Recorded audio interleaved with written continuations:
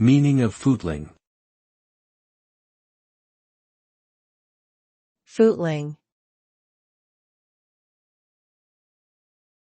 Footling. Footling. Footling.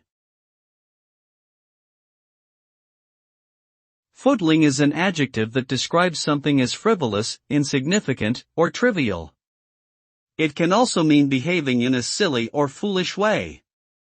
In essence, it refers to an activity or behavior that is of little importance or value.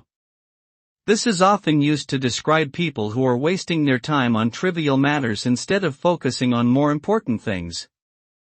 Generally speaking, being footling is not considered to be a positive trait, as it suggests a lack of seriousness or purpose.